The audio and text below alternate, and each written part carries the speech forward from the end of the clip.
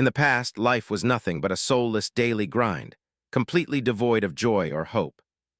Then, out of nowhere, monsters swarmed the globe, turning a peaceful world into a terrifying, blood-soaked battlefield. Amidst the chaos, a guy dressed as a jester stood atop a roof, wondering if people would find the upcoming spectacle hilarious or infuriating. Before him loomed the pitch-black tower of high-ranking demons, a place no ordinary human would dare approach. He smirked. A battle of wits with these devils seemed like a pretty entertaining challenge. Yuma Anno adjusted his jester hat, his eyes gleaming with the thrill of finding a brand new toy. Rewind to a year ago, when dungeons suddenly sprang up like mushrooms across the globe. Monsters poured out, devastating everything in their path, shrugging off even humanity's most advanced weaponry. But then someone realized a highly absurd truth. These monsters and dungeons looked exactly like the setting of the world-famous MMORPG, Vanaheim Online. The real world had been completely invaded by a virtual game. Soon after, individuals with combat capabilities began to awaken, known as players. Just like in the game, each player possessed unique classes and distinct skills. They unleashed elemental attacks, covering each other to push back the monster hordes. Guilds were established, turning the fight for survival into a daily job. In this chaotic mess, combat became the new normal. At the tower's highest floor, the great demon Barzafel awaited his challengers. The Holy Lance Guardian Guild charged in together, determined to take down one of the 5 great demon kings for the glory. The mage girl giggled in excitement, already planning a barbecue feast to celebrate their victory. The party unleashed their strongest attacks, illuminating the room with blazing fire and crackling lightning. Barzafel didn't even flinch. He simply raised his hand to gather his aura. A surge of purple energy erupted, completely swallowing the expedition team's assault. The mage girl froze, unable to comprehend what had just happened. A terrifying pressure blasted everyone backward. The entire party lay scattered on the floor, completely incapacitated. The warrior leader gritted his teeth in agony, realizing this bastard was on a whole different level from any demon they'd faced. Barzafel sneered, claiming that killing them now would be a waste, as he wanted to toy with them a little longer. A colossal magic circle glowed radiantly from Barzafel's hand. In the blink of an eye, the castle hall vanished, replaced by a scorching, erupting volcanic wasteland. The warrior leader panicked as he found himself standing on the edge of an abyss filled with boiling magma. Barzafel's giant face loomed in the sky, mocking humans for only believing what their eyes could see. The warrior leader broke into a cold sweat, thinking his entire party was about to be wiped out. Right at that moment, an oddly out-of-place whistle echoed through the air. Yuma stepped out from the void, casually praising the impressive craftsmanship of this illusion. He tipped his hat stylishly, then asked the demon if he could deploy this little trick just about anywhere. Barzafel was completely caught off guard that a pathetic bug could see right through his magic. With a snap of his fingers, he dispelled the massive illusion. The scenery returned to normal, leaving the warrior leader utterly bewildered. He glanced sideways, still reeling from the shock. The warrior leader wondered who this bizarre guy in the jester outfit was, and when the hell he had shown up. Meanwhile, Yuma was busy strolling along the bookshelves, marveling at the demon's antique collection. He curiously tapped a displayed suit of armor, wondering if humans could play with these toys. Suddenly, Yuma noticed a strange glow emanating from afar. It was a deep purple orb, radiating an immensely powerful dark energy on a stone pedestal. The warrior leader screamed for him to stop, warning that this was a high-tier demon's castle where even level 200 players struggled. Yuma just smiled calmly, replying that perilous moments like these were exactly when you needed to know how to have fun. Barzafel roared, calling humans fragile creatures and demanding they entertain him even more. The demon activated his magic, ordering everyone to kneel before his twisted game. A gargantuan volcano materialized right in the middle of the room, radiating a horrific, blistering heat. While everyone panicked over the scorching temperature, Yuma remained unfazed, seemingly having seen through the trick. He looked down at the stones beneath his feet, realizing they were mere illusions designed to deceive the eyes.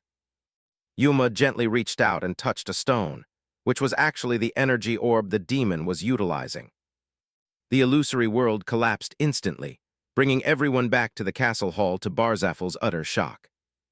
Yuma held up the purple orb, confirming that this was the Dark Legacy, the very item sustaining the illusion magic.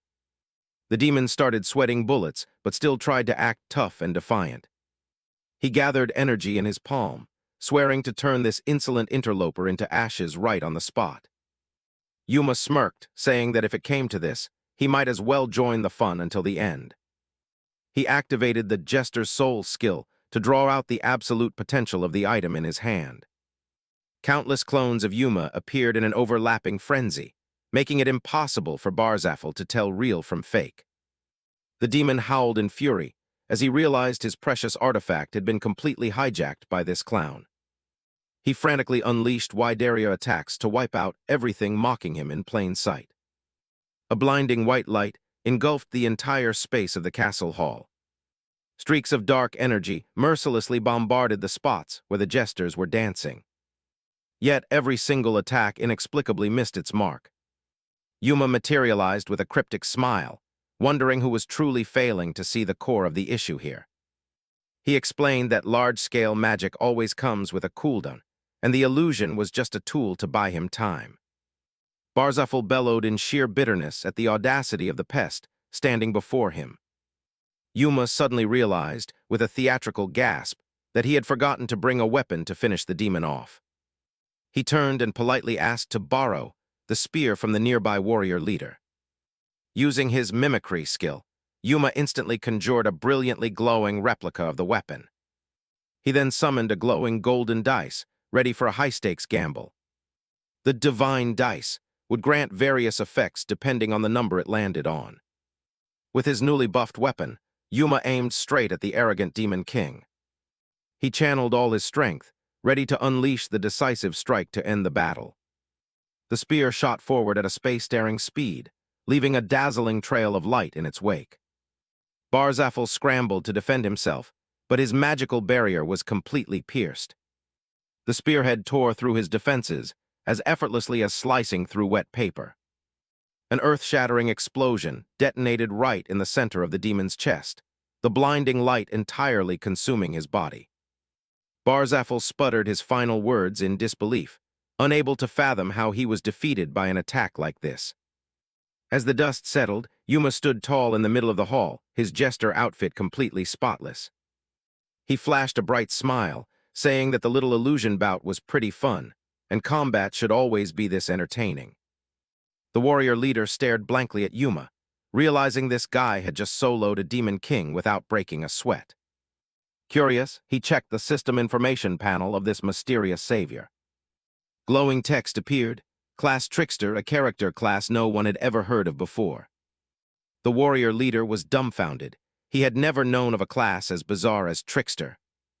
But in truth, the story of the Trickster began in a much darker place, a corner of a late-night office. It was the story of a mediocre office worker, a guy who knew absolutely nothing about the outside world, and knew even less about what true joy or enjoyment meant in his mundane life. That was until he awakened the strongest class, Trickster, and began his journey of conquering dungeons in his own unique way. It all started a year ago, in a tiny apartment right in the heart of a bustling city. The relentless clacking of a keyboard echoed through the suffocating atmosphere of the office. The Yuma Anno of the past always wore a haggard face, his eyes glassy from endless nights of overtime. Tatsuka, his tyrannical boss, strutted over with a condescending glare and chewed Yuma out for his gloomy expression. He roughly shoved Yuma's head down, degrading him as a useless leech for not meeting his assigned quotas. Yuma tried to explain that he had been working until the last train every single day and couldn't take it anymore. But Tatsuka only cared about profits. He coldly stated that while others rested, it was the perfect chance for the pathetic to catch up. At 25, Yuma Anno was being squeezed dry from the crack of dawn to the dead of night under Tatsuka's iron fist. The only salvation for his crumbling soul was the virtual world called Vanaheim Online. It was a massively popular MMORPG, a social phenomenon with over 85 million registered users. That world was built upon magical mythologies, a place where players seemingly had their own souls and lives. Perilous dungeons constantly beckoned players to form strategies and conquer them alongside their comrades. Yuma was obsessed with the flexible progression system and diverse classes, treating every item he earned as a priceless treasure. For someone endlessly pushed around and trampled by life, this game wasn't just mere entertainment. It was his only escape from a cruel reality and endless days of meaningless labor. Only in the world of Vanaheim did Yuma truly feel alive and in control of his own will. In the dark room, Yuma Anno had his eyes glued to the screen, pulling an all-nighter as his usual escapist routine. Hearing his teammates urging him through the headset, he swiftly coordinated his moves to keep the party's momentum going. It was a rare moment when Yuma actually smiled, feeling truly alive in this virtual realm. He naively thought these peaceful days would last forever. But reality hit him hard the very next morning when Tatsuka, his absolute bastard of a boss, loomed over him, mockingly bringing up his late-night gaming. Yuma trembled uncontrollably, sweating buckets under the dictator boss's scrutinizing glare. Tatsuka snatched his phone away, brazenly demanding his game account and declaring that Yuma would now work without a single day off. He flashed a wicked smirk, casually swiping through the phone to strip every precious item Yuma had painstakingly grinded for. Yuma begged in sheer desperation, but the cold-blooded boss simply transferred everything to his own character and wiped Yuma's account clean. Everything went completely dark before his eyes. The one world that helped him relieve his stress was now reduced to an absolute zero. He couldn't even remember how he dragged his lifeless body back home after that crushing blow. His phone lit up with endless messages from his old teammates asking why he vanished mid-raid, but Yuma didn't have the mental strength to reply. Curled up in the dark, he just wished this rotten world would completely disappear. A bitter wish echoed from the very bottom of a broken heart, pushed entirely to the brink. The next morning, his legs carried him to the company out of sheer instinct, like a well-trained corporate dog. The lonely shadow of a corporate slave cast upon the tiled floor, an indescribably humiliating sensation rising in his chest. Yuma's mind was still circling around the dread of quotas and pay cuts. But suddenly, he noticed something incredibly bizarre happening right in the building's lobby. The entire office vanished, replaced by a gloomy dungeon lined with towering stone pillars. In a panic, Yuma sprinted toward the emergency exit, but the door was locked tight, refusing to budge. This wooden door, it looked exactly like the designs from Vanaheim Online, a game he knew all too well. Suddenly, a spine-chilling sound echoed from behind, making his heart nearly leap out of his chest. A Glenfang monster emerged, its eyes ablaze and its razor-sharp teeth dripping with drool. It let out a vicious roar and lunged straight at Yuma like a speeding arrow. A devastating swipe struck him right in the chest, sending him flying. A bone-deep agony instantly crashed over him. Blood soaked his dress shirt. He realized with absolute horror that this was no longer a game, this was reality. Clutching his bleeding wound, Yuma ran for his life, desperately fleeing deeper into the dark dungeon. The monster relentlessly stalked him, its heavy breathing echoing right behind his back. An intersection appeared right in front of him, leaving not a single second to think. With no way out, Yuma blindly dashed down a path, clinging to the fragile hope of finding an escape. Running until his lungs burned, he collapsed on the floor, gasping for air, feeling lucky to have temporarily shaken the beast off. Before him stood another massive door, intricately carved with patterns identical to high-level dungeons in the game. The image of that terrifying monster still haunted his mind. Everything had happened too fast and made zero logical sense. Could this world truly have transformed into a massive dungeon, just like in VO? Yuma's gaze accidentally swept across the mysterious room he had just stumbled into. Amidst piles of gold coins and worn-out chests, a gentle blue glow emanated from the center. On a grand stone pedestal rested an ancient book, already open, as if waiting for a reader. Its title read, Ludian's Journal of 1,000 Nights, a name Yuma had never seen before. Despite his extensive time in VO, he was absolutely certain he had never encountered an item like this in the game. Inside were bizarre illustrations of witches brewing poisonous mushrooms in deep forests. The following pages recounted eccentric fishing contests with colossal underwater leviathans, and tales of getting banished from a beastmen guild just for cheating at cards. An entirely new world was unfolding before his eyes.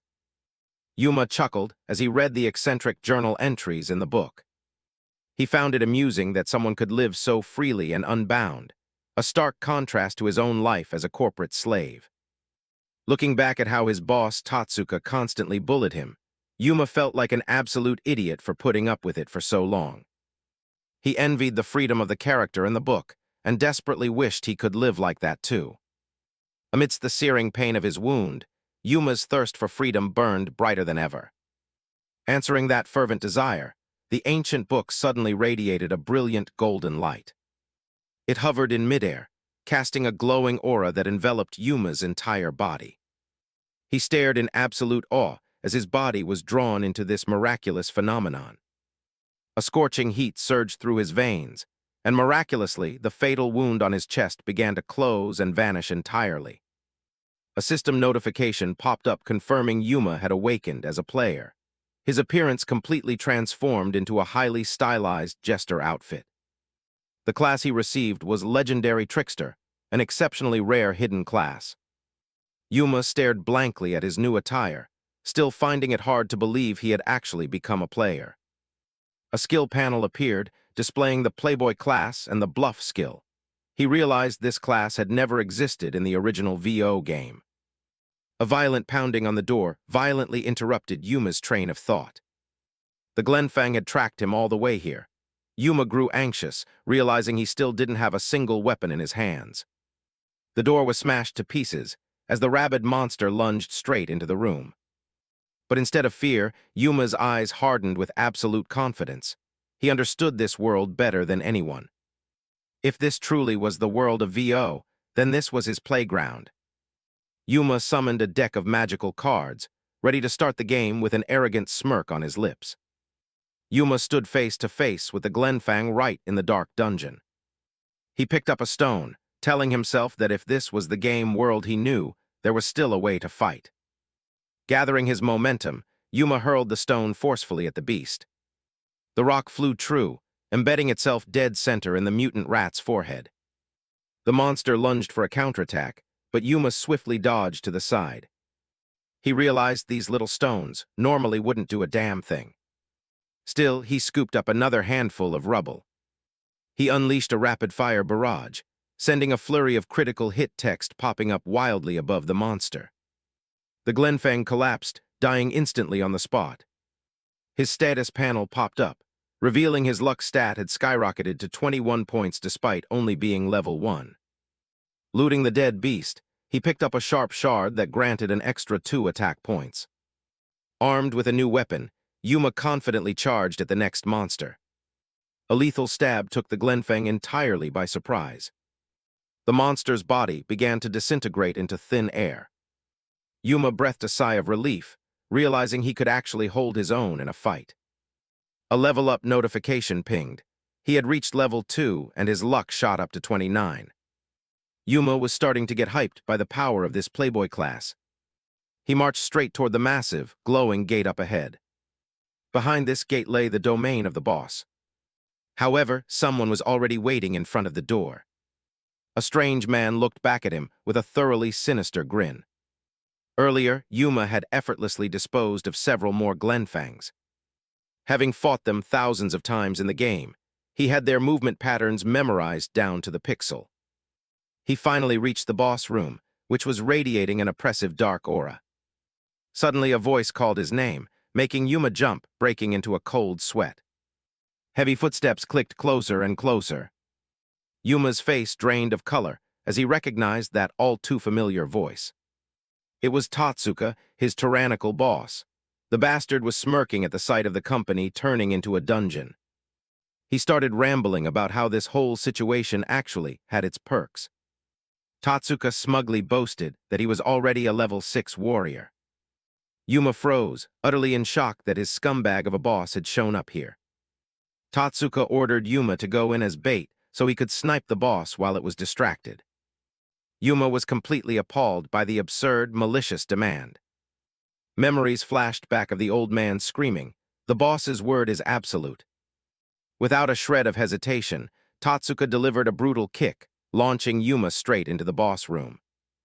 He sprawled across the floor, a colossal dark shadow immediately looming over him. A giant Glenfang emerged. It was the absolute master of this room. The beast roared and unleashed a devastatingly powerful swipe at him. Yuma barely managed to roll out of the way to dodge the horrifying attack. Standing outside, Tatsuka casually waited for his subordinate to be eaten alive. He coldly declared that a grunt dying for his boss was simply the natural order of things. A violent impact sent Yuma flying, the pain so excruciating it knocked the wind out of him. Yuma kept muttering, "No, this can't be happening." He was infuriated that even after getting stronger, he was about to die because of a total piece of trash. Outside, Tatsuka simply crossed his arms and watched, indifferent to Yuma's desperate struggle inside the boss room. In the depths of total despair, he wondered if there truly was no way out for him. Suddenly, a blinding light flashed accompanied by a mocking laugh. "Oh man, I can't bear to watch this pathetic sight at all." The strange light reflected clearly in Yuma's awestruck eyes. A floating head wearing a jester's hat materialized. It was Ludian. Yuma dropped to his knees, staring intently at the bizarre entity. Ludian flashed a mischievous grin and declared to Yuma, "You are the chosen one." Still reeling from shock, Yuma stammered, "What the hell are you?" Ludian brushed it off, stating that it wasn't as important as the fact that Yuma had officially become a player. The spirit even advised him not to be so tense and to just start enjoying the game. Ludian offered a tempting deal. He would lend Yuma his power to flip the script. Meanwhile, from a distance, Tatsuka suddenly felt that something was very wrong inside the room. The monster abruptly stopped, completely immobilized as if time itself had frozen. Losing his patience, Tatsuka screamed, demanding to know what Yuma was mumbling about and urging him to just get eaten already so he could be done with it. Yuma's demeanor shifted completely. His face turned cold and utterly resolute. His eyes flared with a commanding golden glow as he stared dead at his boss and softly called his name, Tatsuka. The scumbag boss shivered slightly under that gaze, cold sweat beginning to bead on his forehead. Yuma declared with authority, "I am no longer your subordinate." Surges of green energy began swirling around his body. Ludian looked incredibly hyped, saying he would teach him how a true player utilizes their skills. Under Ludian's guidance, Yuma stood ready to face the charging Glenfang. Ludian executed a stylish snap of his fingers to activate the hidden power. An explosive burst of green energy violently erupted right between Yuma and the colossal beast. The boss seemed panicked and confused by the bizarre surge of power engulfing it. Ludian floated by, observing how the skill's effects were entirely turning the tide of the battle. Ludian explained that thanks to this skill, to the boss, Yuma now looked exactly like a subordinate Glenfang. The boss bowed its head in submission, having completely lost all intention to attack him. The spirit translated the monster's growls, nodding that it seemed to be asking Yuma to help take care of that Tatsuka guy over there. Yuma still had a lingering shred of hesitation, but Boss Tatsuka is still. Ludian cut him off with sheer disgust, asserting that being a boss meant absolutely jack shit in this brutal world. He revealed that Tatsuka was actually just another insignificant pawn being manipulated by others. Ludian reminded Yuma to snap out of it and stop letting work-related fears haunt him, because the real adventure started right now. Yuma's eyes lit up. He realized he was no longer a corporate slave, but a completely free player. Yuma's footsteps now felt more grounded and bursting with confidence than ever before. He stood tall, boldly swearing that from now on, he would live his life freely on his own terms. Far away, Tatsuka was still screaming his lungs out, ordering Yuma to hurry up and die to fulfill his duty as a subordinate. Yuma turned his head to look at the old boss, his entire body radiating an overwhelming aura that left Tatsuka paralyzed in silence. Tatsuka exploded in sheer fury. I'm the one who decides your performance review. You dare defy me. Ignoring the meaningless threats, Yuma began channeling the special skill of the Playboy class. He pointed a finger forward, activating the Bluff LV, one skill which had the power to alter the target's perception. Tatsuka was instantly hit by the skill. He frantically shielded his face as a terrifying illusion began to materialize. The boss's eyes widened in sheer terror, his breathing turning incredibly ragged. In Tatsuka's eyes, the monster had vanished, replaced by the towering, wrathful figure of the company director chewing him out. Trapped in a horrific hallucination, Tatsuka saw the supreme director furiously screaming at him about work right to his face. The cowardly boss instantly lost all color, trembling as he defended himself. Die, director, since when have you been standing there? Tatsuka frantically tried to explain things to the illusion, constantly throwing his subordinates under the bus and begging about his own performance review. He had absolutely no idea that he was smiling and begging pathetically in front of the real monster. Suddenly, a devastating slap from the monster struck Tatsuka squarely in the face, abruptly ending his delusional rambling. The blow sent Tatsuka flying, slamming brutally against the stone wall behind him in agonizing pain. His sword clattered uselessly onto the floor, marking the humiliating defeat of the man who always paraded himself as a superior. Yuma looked down from afar at the dying boss thrashing in a puddle of his own cowardice, casually asking if even now he only cared about protecting himself. Tatsuka looked up with a bruised and battered face, realizing their positions were now entirely reversed. Right at that moment, the giant Glenfang roared, raising its claws to finish off the cowardly intruder. Tatsuka's face contorted in sheer terror, snot and tears streaming down his face as he stared death right in the eyes. But unexpectedly, Yuma dashed in to block the strike, declaring that the guy didn't deserve to die in a place like this. Ludian floated nearby with an amused smile, praising Yuma for showing off the sheer gap in their levels. Trembling, Tatsuka admitted his mistakes and pathetically begged Yuma to save his life. Yuma didn't even bother looking back, simply dropping a cold command, "Get out of my sight." Spared from death, Tatsuka hauled ass, running for his life out of the dark dungeon. Now it was just Yuma and the monster. He swung his sword, executing a devastatingly powerful slash. He charged straight at the giant Glenfang, resolved to end this battle with his own strength. With a resounding battle cry, Yuma unleashed a fearless, decisive strike. The dungeon boss Glenfang shattered beneath the blade of the new player, the light of victory illuminating the entire room. Ludian congratulated Yuma for executing a flawless boss conquest. A cascade of notifications popped up. Yuma had leveled up to 5, unlocked the mimicry skill, and officially cleared his first dungeon. A blinding light from the end of the stone tunnel slowly enveloped everything. Yuma stepped out, stunned to find himself back in the modern city. He let out a sigh of relief, still struggling to believe he had actually made it out alive. But his smile instantly vanished when he looked up at the sky and saw a horrifying reflection in the glass. Monsters were soaring everywhere between the skyscrapers like a living nightmare. Giant screens on the street broadcasted emergency news, confirming that dungeons were spawning globally. Footage of the dungeon monsters was shown, sending shivers down everyone's spines. Not just monsters, but an entire new continent had abruptly risen from the middle of the ocean. The news anchors continuously urged the public to remain calm amidst the crisis. The crowd on the street stood frozen, watching the unfolding events in sheer horror. Panic screams echoed everywhere. The world had completely lost its mind. Standing in the middle of that chaos, Yuma flashed a smug smile, knowing his time had finally come. Ludian's head popped out, complementing the highly confident look currently on his face. Yuma glanced over, startled, but didn't forget to thank the spirit for saving his life. The tiny spirit winked, introducing himself as Ludian, a true playboy. He instantly recognized the name. This was the author of that mysterious book. Ludian advised him to stop worrying and just start enjoying this brand new world. Yuma began plotting his next move in this world, brimming with opportunities. His eyes locked onto a towering spire, radiating a strange blue light from its peak. He chuckled inwardly, having immediately recognized it as a very familiar location from the game.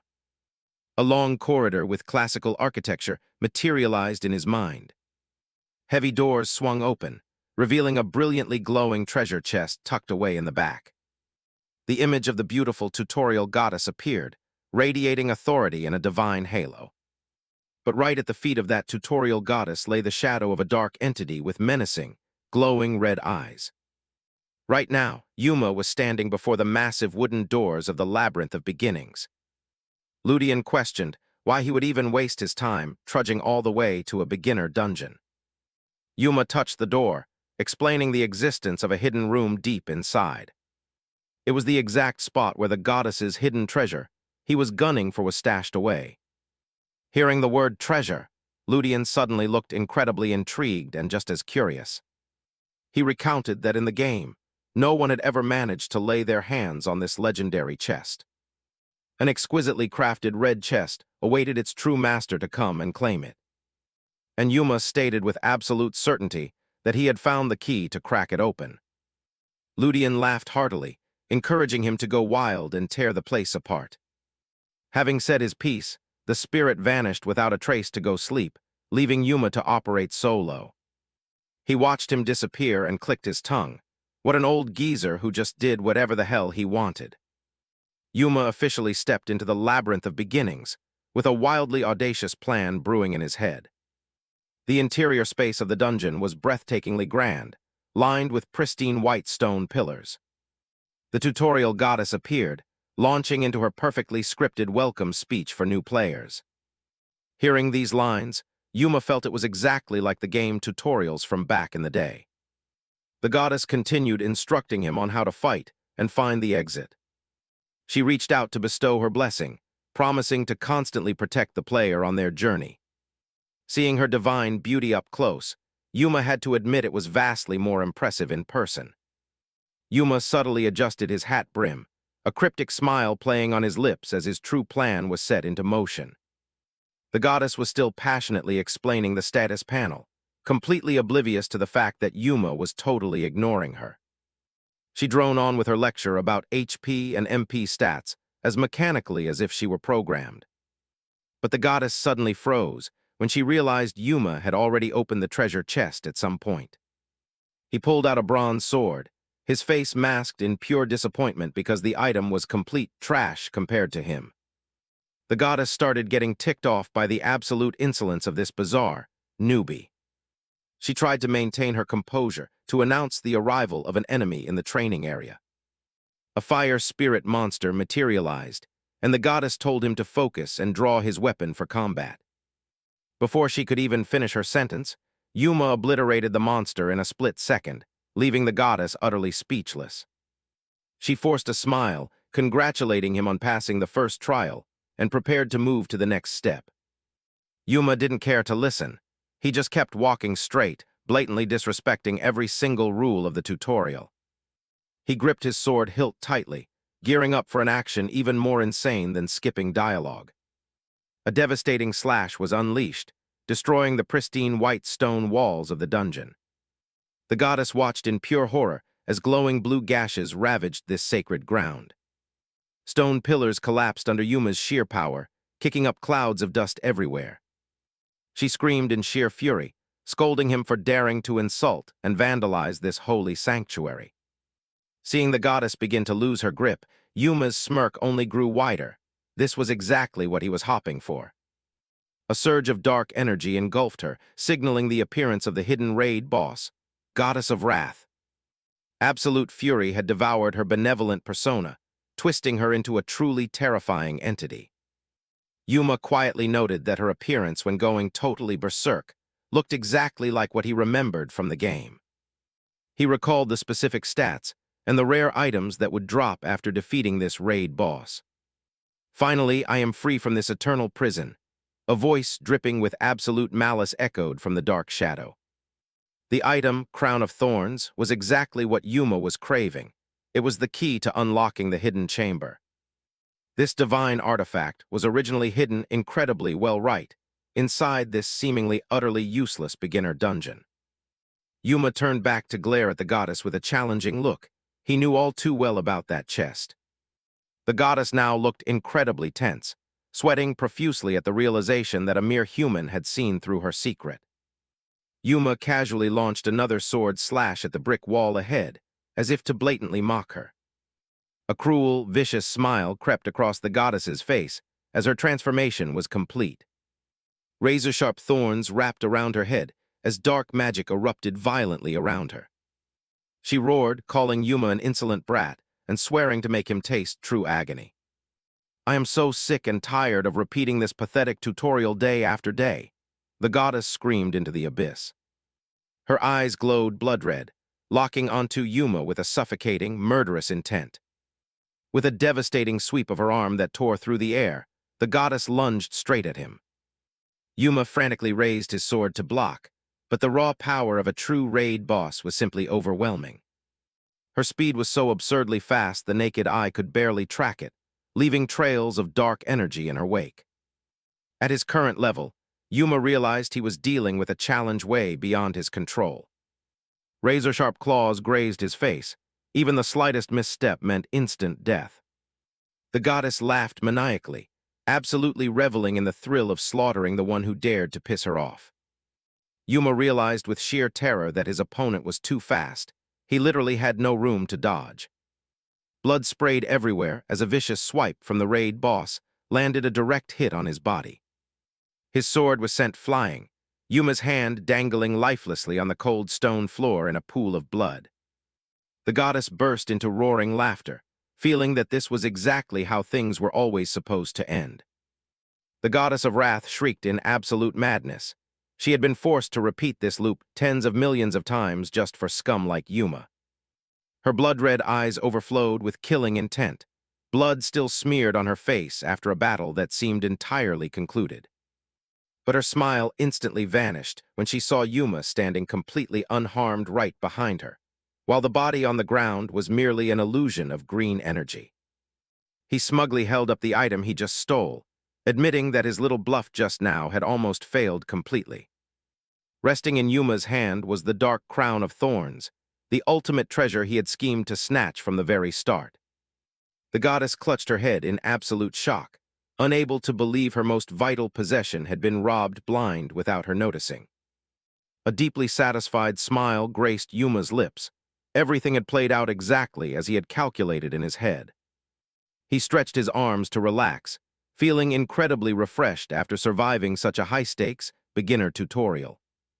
The pitiful goddess was now reduced to a lonely shadow, crumbling in the dark stone hall in crushing defeat. Yuma adjusted his hat, his eyes blazing with absolute confidence as he declared he was going to take the entirety of the goddess's treasure. Yuma stopped dead in his tracks in front of a colossal blue door that looked incredibly heavy. In his hand, he was still clutching the glittering crown of thorns he had just looted from the previous chapter. The door slowly creaked open, revealing a space completely shrouded in thick white mist. Yuma was ecstatic that he had finally gotten it open, still holding onto the divine artifact for dear life. A brilliant golden light reflected deeply in the young man's eyes. Before Yuma sat an intricately carved golden chest, radiating a blindingly glorious halo. He was dying to know what inside this goddess's hidden treasure could possibly be so incredibly valuable. Yuma's hand slowly reached out toward the sparkling light spilling from the chest. A system prompt popped up. He had just acquired the legendary item, Goddess's Protection Ring, capable of fully restoring health when on the brink of death. Holding the golden ring, Yuma was over the moon. It truly was a legendary item. It looked premium as hell. As he was admiring it, he suddenly noticed something a bit off. Looking right through the hollow center of the ring, Yuma seemed to spot another secret entirely hidden away. Back in the dungeon's main hall, the tutorial goddess was still lying unconscious on the freezing floor. She weakly shifted, letting out an exhausted groan after the brutal battle. The goddess forced herself up, clutching her head as a wave of dizziness washed over her, still unable to grasp what had just happened. Her eyes blankly stared at her own hands as she desperately tried to collect herself. She remembered exactly how she had completely lost control, and gone absolutely batshit crazy during the fight. A strange splashing noise from the lake suddenly grabbed her attention. Turns out it was just Yuma, casually taking a dip in the holy water and even cheerfully waving hello when he saw she was awake. The goddess's jaw dropped in sheer disbelief before she exploded in anger, unable to comprehend that someone dared to commit such utter blasphemy right to her face. Yuma played it completely cool, saying he always wanted to try swimming here because the water felt so nice. The goddess was just frozen, completely at a loss for words. Suddenly remembering the artifact, she frantically whipped her head toward the stone pedestal. The goddess bolted straight for the treasure stash, completely ignoring the pervert still soaking in the water. The red chest was still sitting perfectly untouched on the stone pedestal, as if absolutely nothing had happened. She threw the chest open and was completely stunned to see the ring still resting inside. Why would an intruder break in here and not take the loot? Yuma stepped out of the pool, casually saying that since he saw how much the goddess cherished it, he decided not to take it after all. An absolutely flawless performance. He even threw in a compliment about how impeccably preserved the ring was, saying he almost couldn't tell its true age.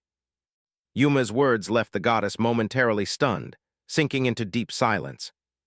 Ancient memories came flooding back, of an old temple sitting beneath a crystal-clear blue sky. It was back when the divine artifact forging statue was spitting out the very first protection rings.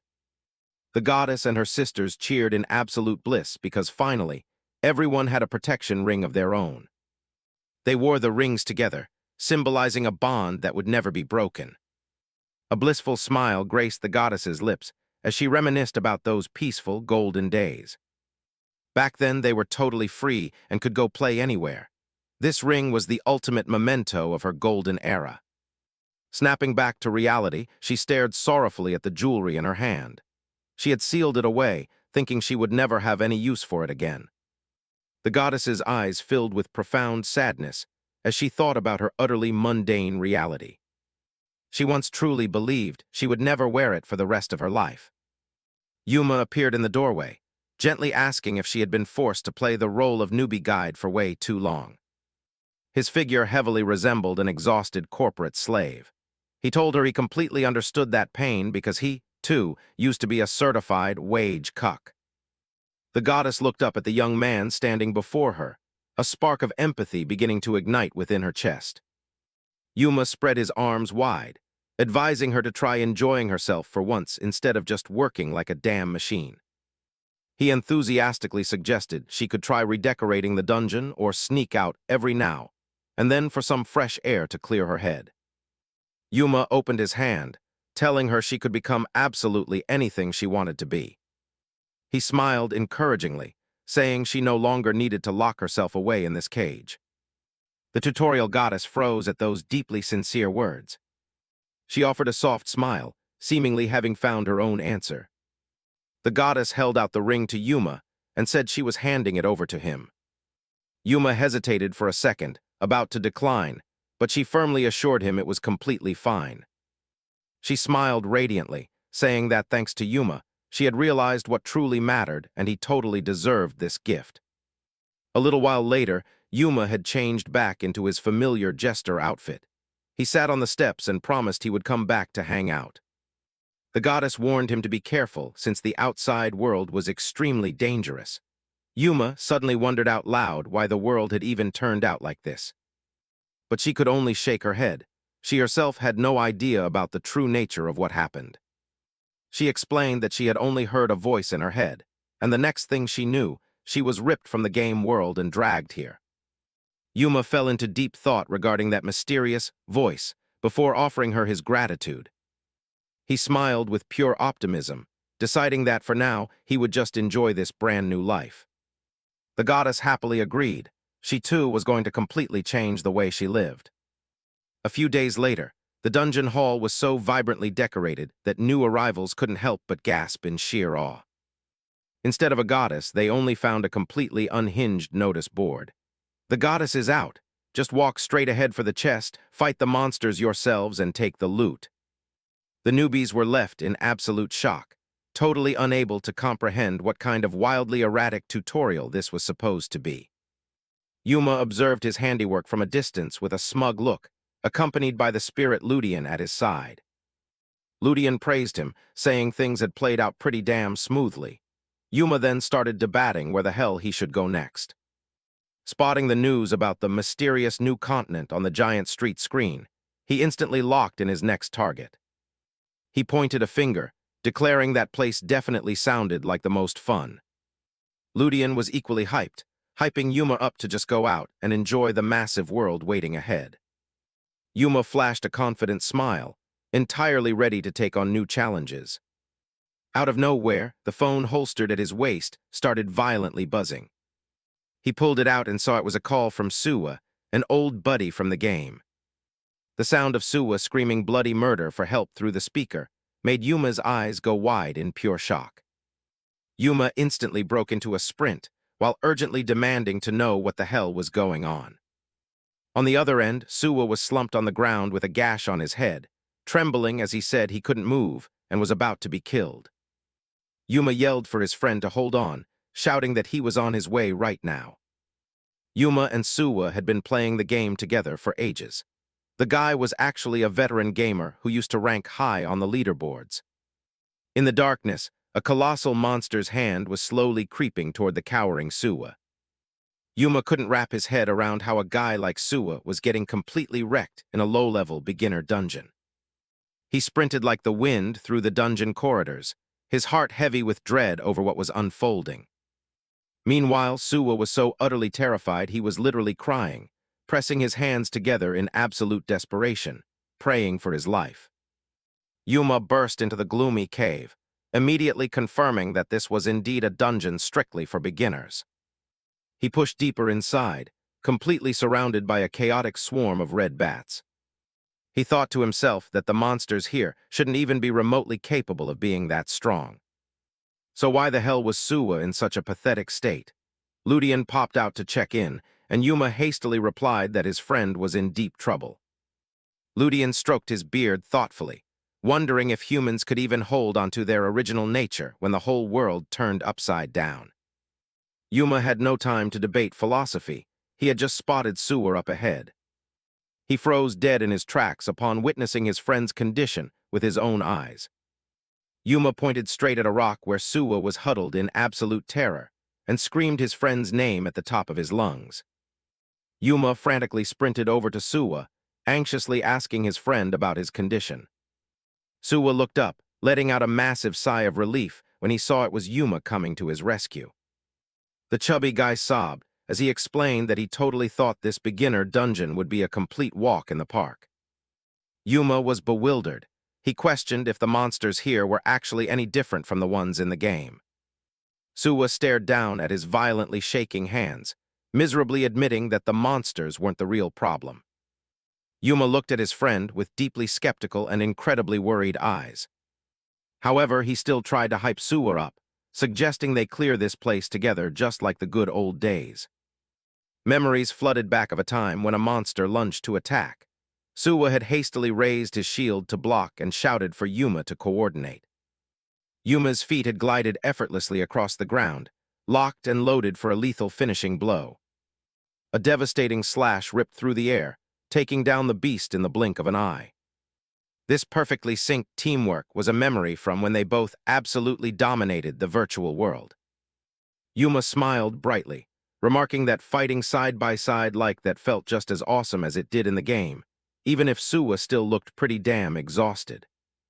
Suddenly, Suwa's eyes lit up like fireworks as he spotted something tucked in a blind spot. A treasure chest, the guy cheered in absolute hype. Suwa cautiously popped the lid off the battered old wooden chest. Inside rested a longsword +1, emanating an incredibly soft, soothing blue glow. Suwa was over the moon to get upgraded gear, while Yuma gave a brief lecture on how crucial weapon enhancement really was. Gripping his new sword tight, Suwa genuinely hoped it would give him the confidence boost he needed for the upcoming fights. The other item in the chest was a flask of copper sand, a low-tier crafting material that Suwa straight-up considered trash. Yuma, on the other hand, looked highly intrigued and decided to pocket it, totally ignoring his friend's absolute confusion. A bizarre noise abruptly echoed out, making both of them jump and snap around on high alert. A violently red monster with a grotesquely deformed body emerged from the shadows, growling menacingly. Absolute terror once again completely consumed Suwa, leaving the guy frozen stiff and utterly unable to react. Quick as a flash, Yuma lunged forward, executing a razor-sharp strike to slice the enemy down and protect his buddy. Even after being saved, Suwa still looked like an absolute wreck, plagued by constant anxiety. Yuma was seriously starting to feel like something was deeply, fundamentally wrong with Suwa's mental state. Finally, they arrived at a colossal wooden door leading straight into the boss's chamber. Yuma turned to ask Suwa if he was ready, only to get an incredibly forced answer in return. He placed his hand on the door, the goddess's protection ring resting on his finger. From the pitch-black depths of the room, a massive monster armored in a rock-hard shell emerged. The boss's roar shook the entire dungeon, exhaling a breath reeking entirely of death. Suwa screamed his lungs out, utter, unfiltered dread invading his mind once again. The guy frantically tried to psych himself up, praying the new sword would deliver a goddamn miracle. With a desperate battle cry, Suwa recklessly charged headfirst straight at the monster. Yuma yelled in pure panic for Suwa to stop, but it seemed to be way too late. Pushing with every last ounce of his strength, Suwa unleashed a heavy slash right against the boss's shell. The beast completely shrugged it off. It swung its gigantic pincer in a ruthlessly brutal counterattack. A sharp crack echoed as Suwa's precious longsword snapped clean in half on the spot. Suwa stared in absolute shock as the weapon he placed all his hope in was now reduced to useless, jagged metal. The boss loomed closer, raising its colossal pincer to deliver a fatal blow upon Suwa's violently shivering body. "Watch out!" Yuma screamed, blasting forward like a bolt of lightning to stop the incoming slaughter. He swung his sword to deflect the monster's attack, arriving just in the nick of time to shield his collapsed friend. The boss flinched back, but it looked completely unfazed by Yuma's strike. Yuma stood his ground in front of Suwa, anxiously checking on his friend when he saw the guy was still too traumatized to even stand up. Suwa totally broke down, tears streaming down his face as he stared at the broken blade. He muttered in pure despair that it was all over and he was going to die. Yuma dropped to one knee beside him, desperately trying to pull his friend out of the gutter by reminding him of their promise to fight together like the good old days. But the only response to Yuma's encouragement was a deeply agonizing, soul-tearing scream from Suwa. "I'm so fucking scared." Yuma was entirely stunned by his friend's extreme breakdown. He literally couldn't believe his former comrade had turned into such a weak, terrified mess.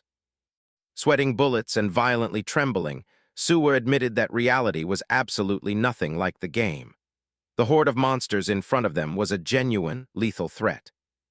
They weren't just massively huge, but they also reeked of a sickeningly foul stench that made his stomach turn. Suwa braced himself, realizing the armor he was wearing was unspeakably heavier than he could have ever imagined. A direct hit left him completely dizzy. This blinding pain was 100% real, not some virtual illusion. Absolute dread suffocated Suwa, as he realized there was no way in hell he could hold his ground against this beast. While Suwa was kneeling in utter despair, Yuma had already positioned himself behind him for backup. Yuma swiftly drew his sword, fully prepping for a highly calculated tactical play. He aggressively hurled the flask of copper sand right at the monster. A thick cloud of dust erupted, entirely blanketing it. The giant crab roared in absolute chaotic rage as it completely lost its vision. Yuma barked an order for Suwa to find a safe spot to hide, telling him he'd handle the rest. Ludian hovered nearby watching the show, looking incredibly amused by Yuma's approach to the fight. The old ghost absolutely loved this kind of wildly cunning combat style, using literal junk in the environment to run interference and save his buddy. Yuma swung his sword with all his might, but the bronze blade only left a dull clang against the hard shell. He gritted his teeth. His sword was completely useless against such thick defense. The crab monster's armor was incredibly sturdy. An ordinary sword couldn't pierce it. Ludian stared at Yuma thoughtfully, curious to see how the kid would turn the tables.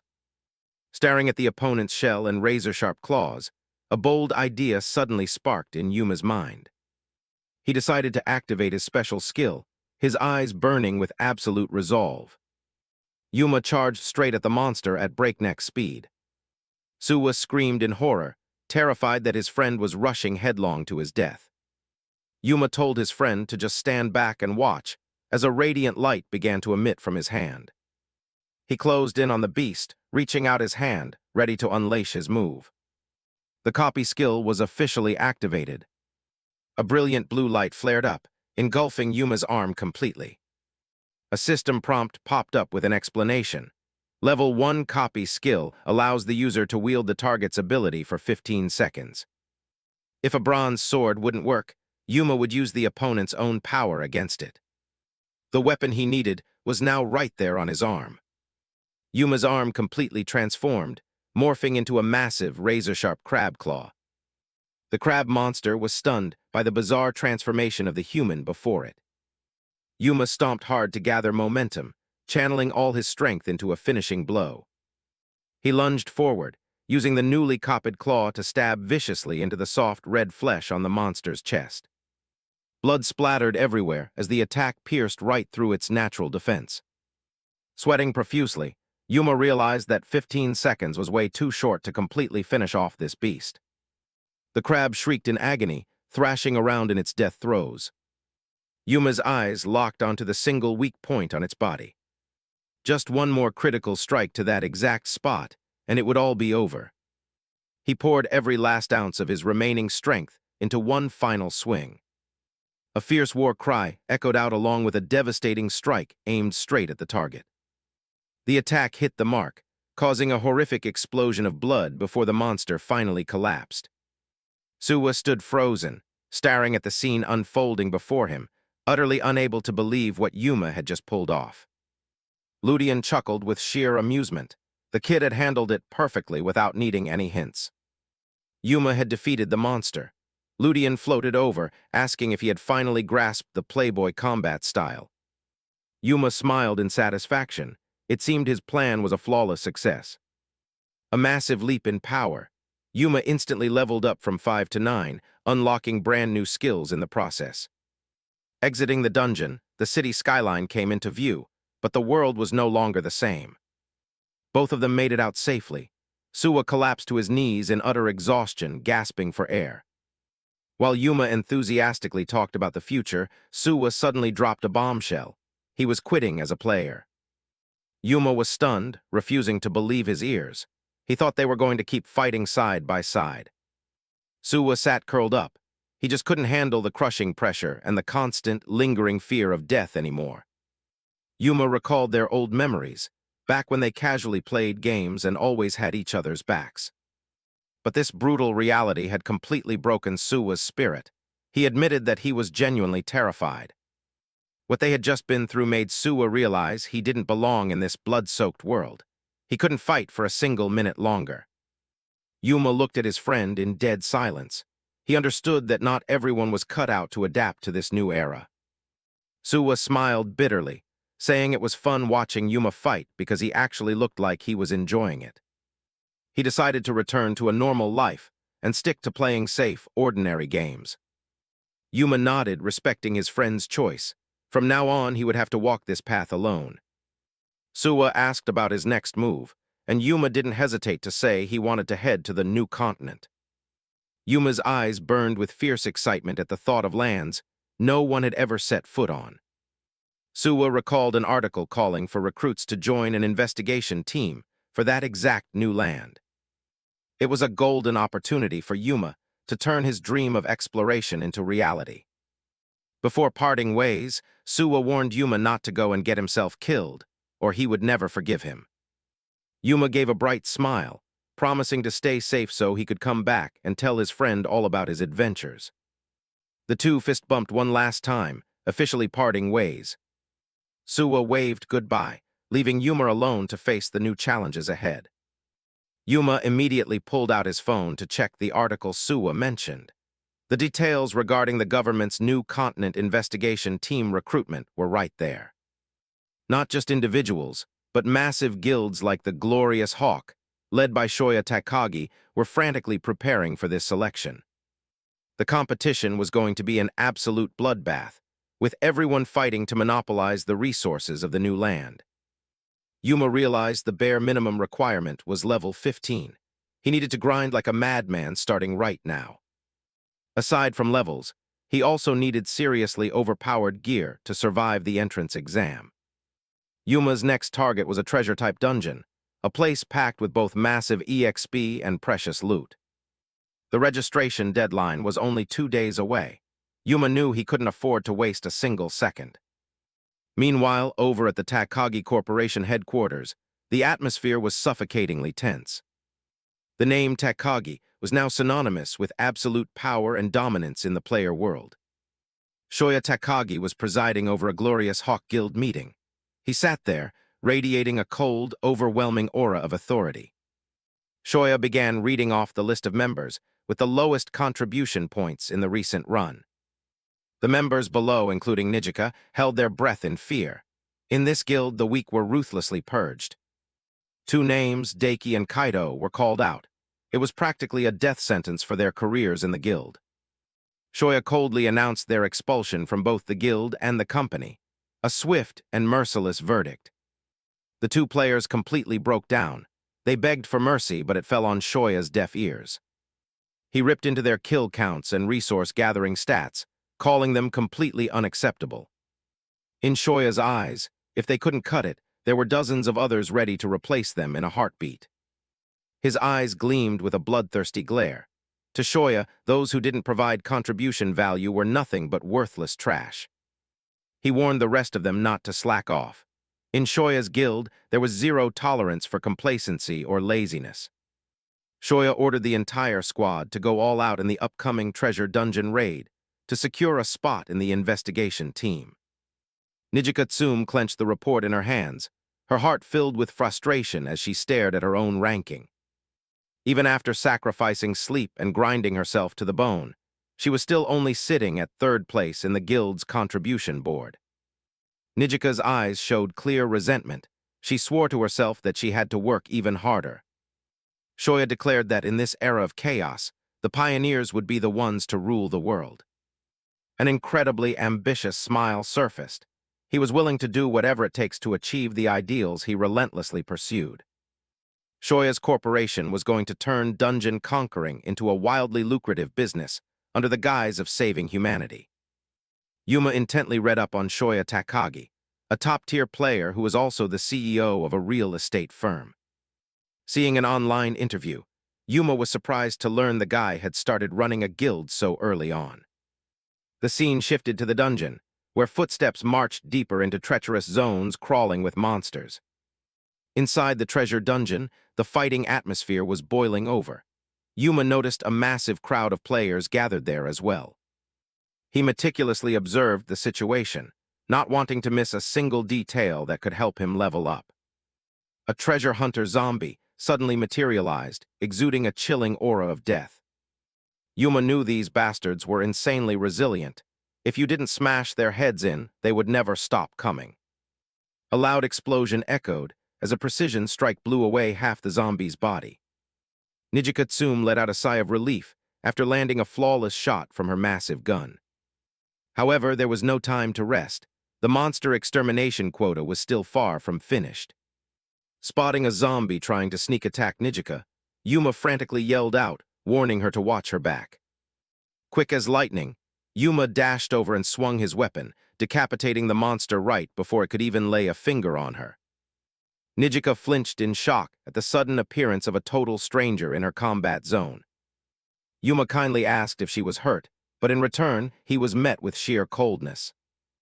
Nijika furiously yelled at Yuma for kill-stealing her prey, snapping that this would screw up the contribution quota she absolutely had to meet. Yuma stood dumbfounded, completely clueless as to why saving someone's life earned him such harsh backlash. Nijika Natsume stood there with an imposing presence, an elite member of the renowned glorious Hawk Guild. Her piercing gaze and dead-serious attitude made Yuma feel the invisible pressure of a true professional player. Nijika glared daggers at Yuma, warning him to stop stealing her kills. She was tied down by an urgent quota and was in an incredibly foul mood. Yuma blankly raised his hands in defense, trying to explain that he just wanted to lend a hand and had zero intention of kill-stealing. Hearing her teammates urgently calling from behind, Nijika immediately turned and sprinted off to regroup, leaving Yuma in the dust. Watching their retreating backs, Yuma let out an exhausted sigh. It sucked seeing players having to grind KPIs just like corporate wage slaves. Seeing him so relaxed, the spirit Ludian asked why he wasn't rushing. Yuma just casually shrugged it off, saying since he was already here, he might as well do some dungeon sightseeing. A flickering blue torch mounted on the stone wall gave off that ancient, mystical vibe, perfectly fitting an age-old dungeon. He reached out and touched the cold wall, wanting to fully soak in the hyper-realistic sensation this world had to offer. Ludian cackled, remarking that this laid-back attitude was exactly the style of a true playboy. No point in rushing and tiring yourself out. The deeper they went, the more the skeleton mob swarmed, completely blocking the path of Nijika's squad. Up ahead, Nijika was already in combat stance, aiming her gun squarely at the target with eyes full of murderous intent. The other two guild members were busy strategizing. Their sole objective was to farm exactly 10 enhanced weapons. While Nijika was hyper-focused on clearing the path, Yuma casually trailed behind from a distance like a literal tourist. Yuma clearly picked up the scent of rust and the suffocating atmosphere. This dungeon actually had some solid taste and ambience to it. While walking, his eyes suddenly locked onto something. He seemed to have spotted an intriguing item rolling on the ground. Curious, he bent down to inspect the discarded loot.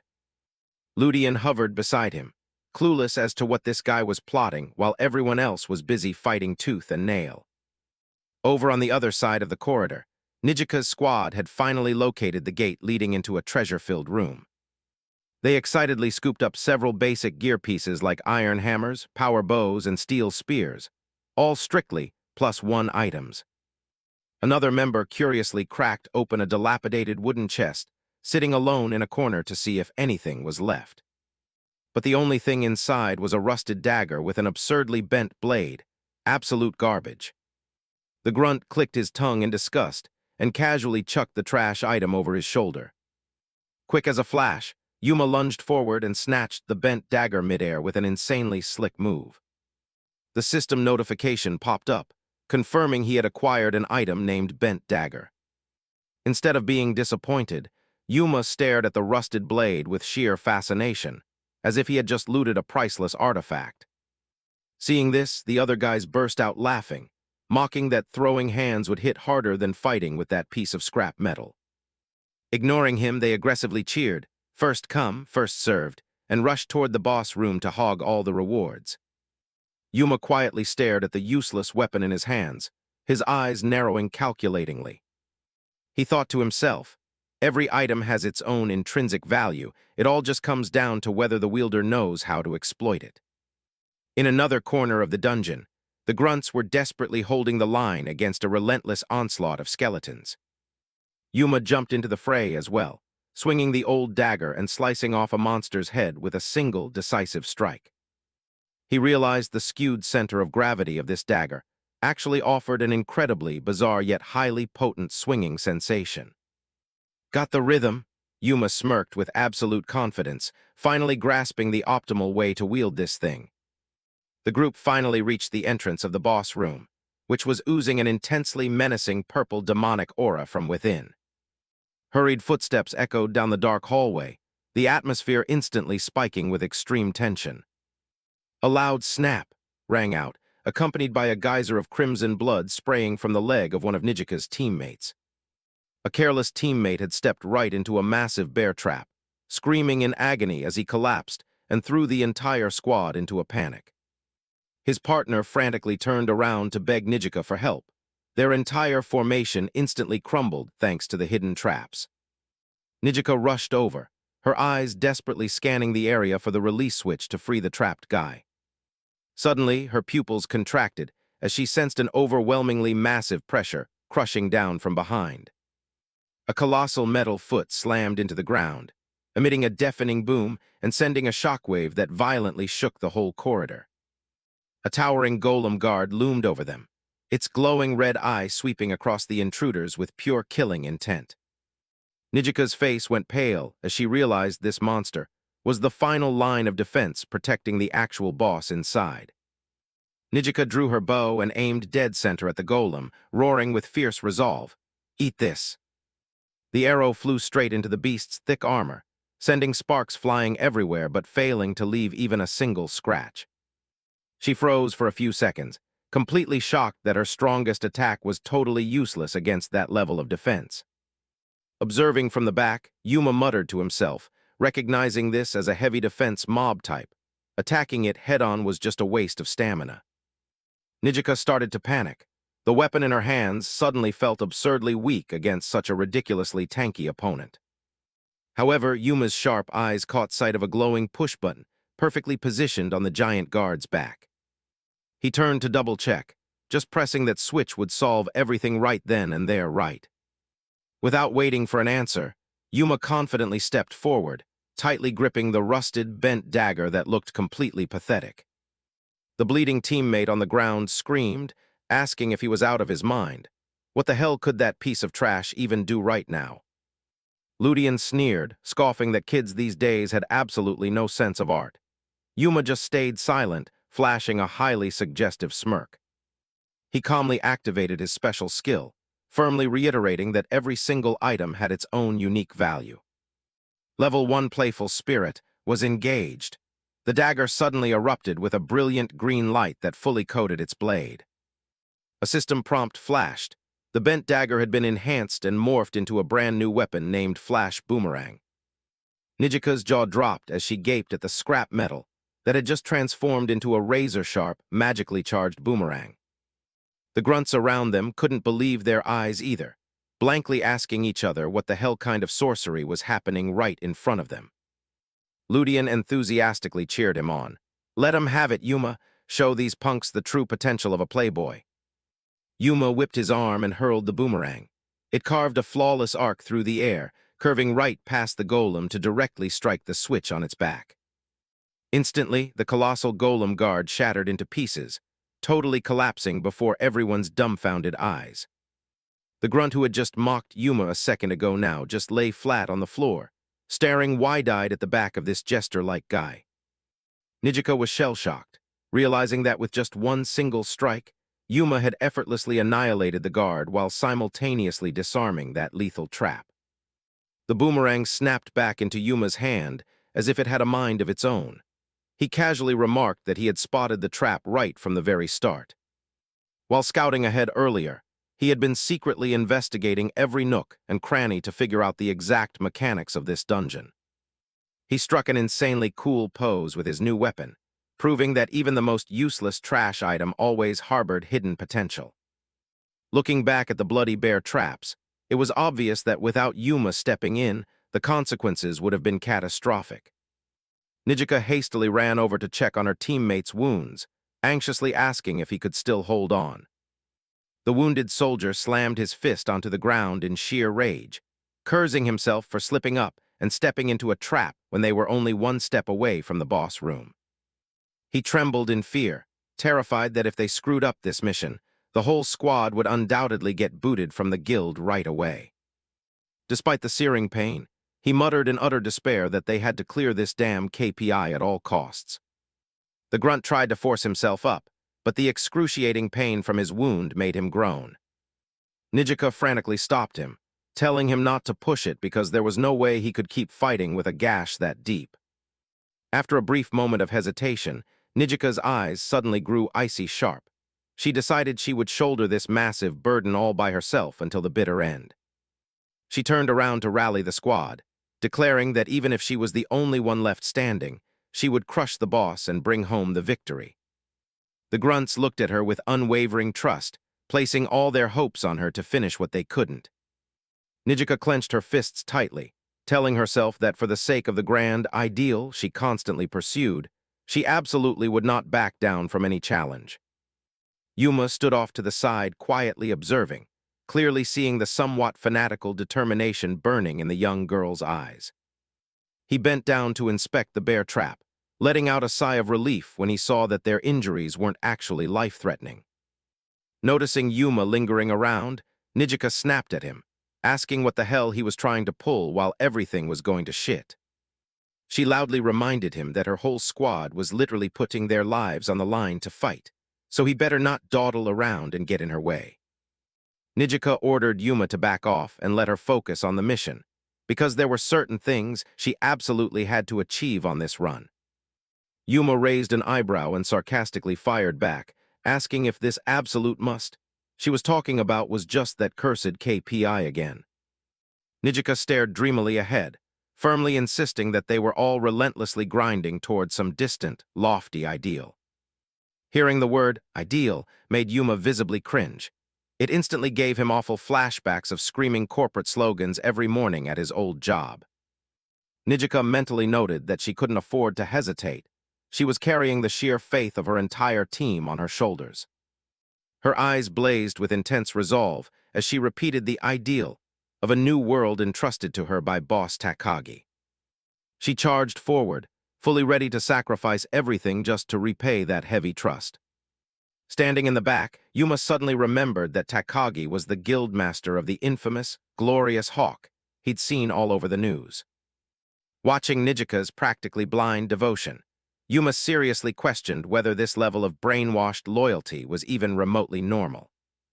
He reminisced about his days at the old company, where everyone operated like soulless machines, utterly devoid of any joy in their work. A heavy clank echoed as the massive door leading deeper into the dungeon slowly creaked open. Behind the door lay an endlessly long corridor littered with razor-sharp iron spike traps, fully primed to shred any intruder. Suddenly, a colossal monstrosity with 4 steel arms and a glowing green eye heavily lumbered into view, blocking the path. It was the Treasure Guardian. It bared its terrifying metallic teeth, as if mocking the tiny specks standing before it. Yuma calmly explained that this was an ancient magic-powered machine, programmed to butcher anyone who dared to get close to the loot. Nijika snapped at him, telling him to knock off the deadpan commentary because this was definitely not the time for a damn lecture. The monster lunged forward with a massive, razor-sharp spiked wheel, slamming it into the ground and triggering a terrifying shockwave. Nijika agilely leaped back, dodging the strike by a hair's breadth while a thick cloud of dust billowed up, heavily obscuring their vision. She drew her bow and took aim, hopping to lock onto a weak point and end the battle swiftly. The arrow flew true, but only bounced off with a harmless clang the moment it met the Treasure Guardian's incredibly thick armor. Nijika gritted her teeth in pure frustration. Her attacks were completely nullified because she couldn't secure a clean lock-on amidst all these damn traps. Yuma shouted from a distance, telling her to just keep spamming attacks and draw the aggro. He realized he couldn't effectively use his boomerang in this layout, since the spiked ball would definitely deflect its flight path. Yuma decided he had no choice but to pull out that method if he wanted to crush the monster under these brutal conditions. The Treasure Guardian relentlessly kept up its assault, its spiked ball menacingly sweeping through the air nonstop. Nijika was rapidly losing stamina, screaming at Yuma to spit out whatever the hell he had been muttering this whole time. The massive beast lunged forward, its pitch-black shadow completely engulfing the tiny girl who was now trembling from sheer exhaustion. A devastating impact struck, sending Nijika violently flying backwards along with a pained scream. She crashed into the dirt, utterly shell-shocked by the Guardian's terrifying strength that vastly exceeded her calculations. The beast ominously crept closer, its green eye blazing with killing intent, fully prepped to execute its prey. Despite the agonizing pain, Nijika tried to force herself up. Her fierce pride flat-out refused to let her give up halfway. The Treasure Guardian hoisted its iron fist high into the air, gearing up to deliver the final blow and extinguish all hope. Right in the nick of time, Yuma suddenly bolted in, scooped Nijika up in a bridal carry, and narrowly dodged the lethal punch. Caught completely off guard and pissed, she yelled at him, demanding to know why he was meddling in her business yet again. Yuma put on a dead serious face and threw her exact words right back at her. "Hey, I've got to fight for that ideal too, you know." He casually told her to just take a breather and leave the rest to a useless guy like him. Yuma whipped out his dagger and hurled it at the monster just to draw its aggro. He spotted a tiny opening when the treasure guardian lost its balance off that missed punch. Right now, Yuma seized the moment, kicking his insanely bold escape plan into high gear. He hoisted Nijika onto his back and bolted like a madman, leaving the roaring monster choking on his dust. Nijika violently struggled on his back, demanding to know why he chose to run away instead of clashing head-on like a real warrior. Ludian materialized, cackling and teasing that she seriously had zero clue about his master's brilliant tactics. Yuma sprinted straight for the exit, heavily kiting the beast away from the zone rigged with fatal traps. Just as expected, the treasure guardian wasn't giving up. It frantically chased right on the heels of the two punks who dared to make a fool out of it. Nijika turned pale seeing the monster hot on their tail, frantically warning Yuma that it was literally right behind them.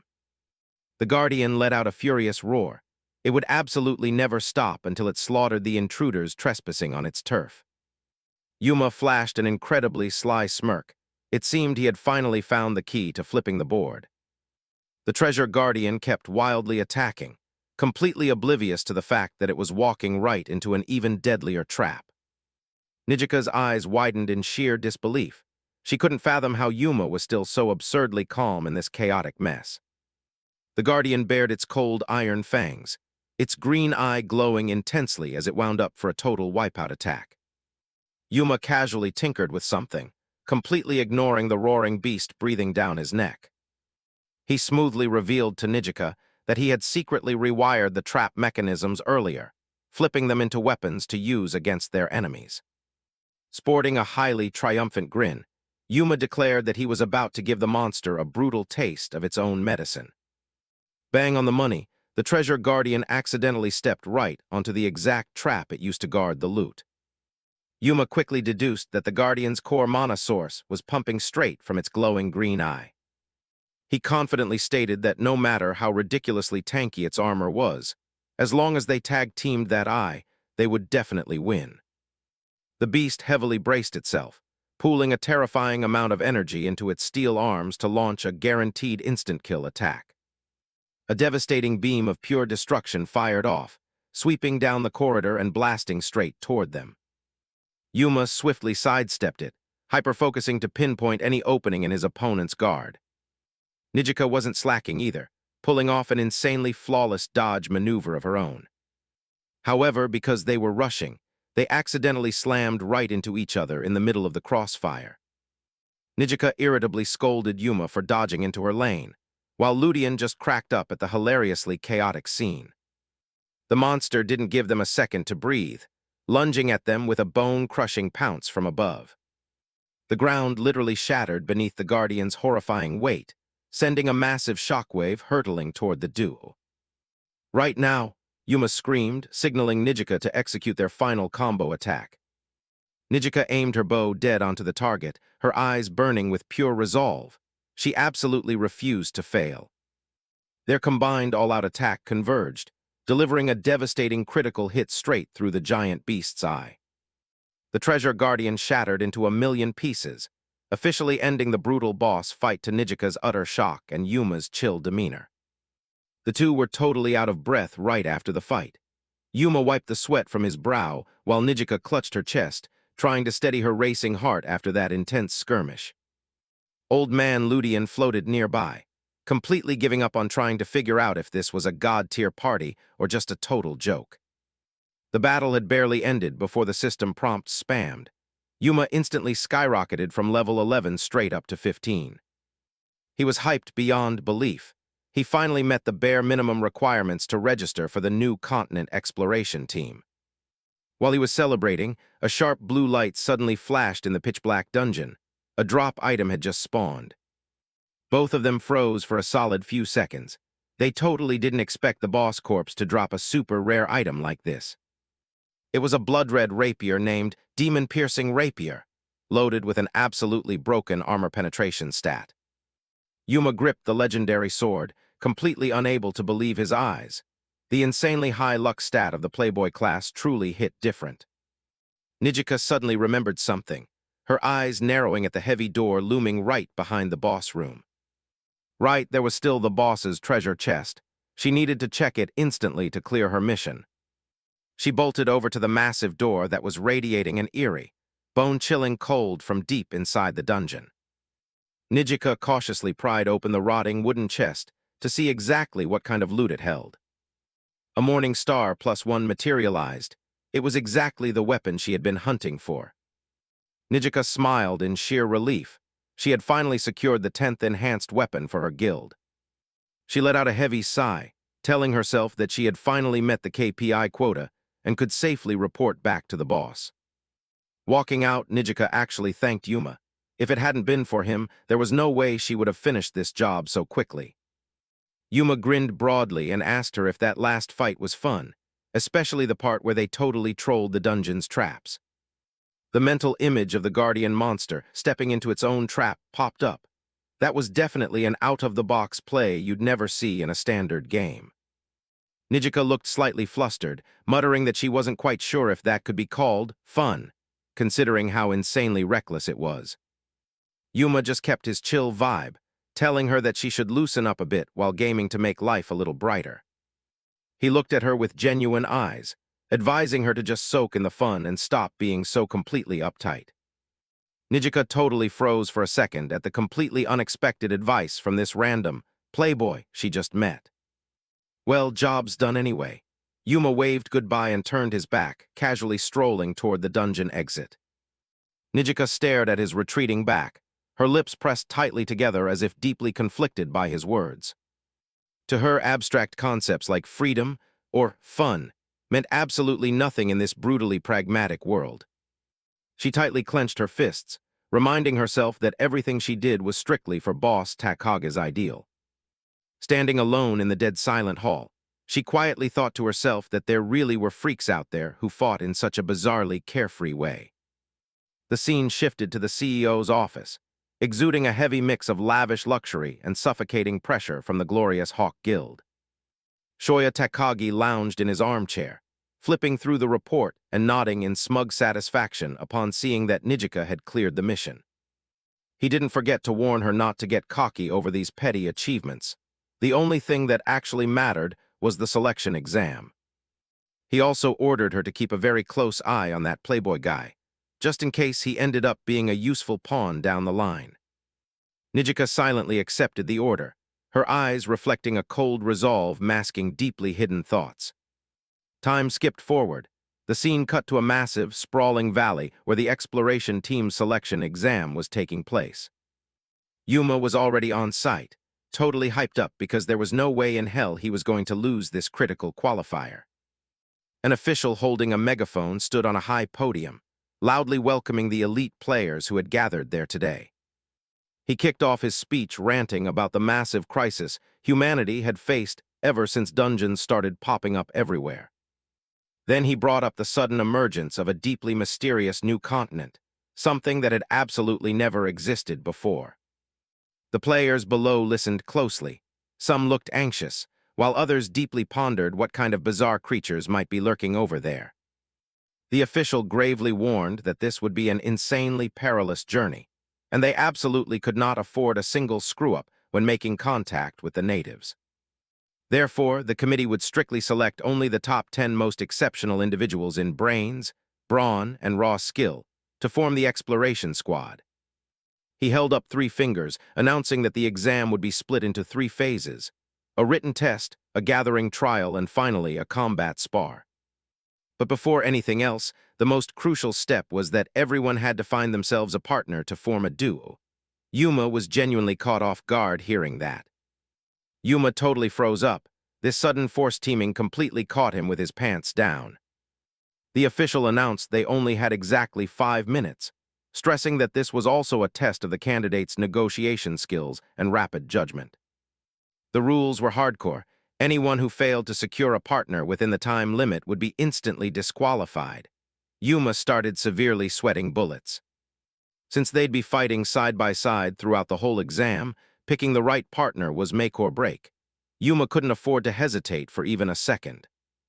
He frantically ran around looking for someone, suddenly locking eyes with a petite-looking warrior standing there with his hands on his hips. Yuma hurriedly spoke up, pitching an invite for the guy to join his team.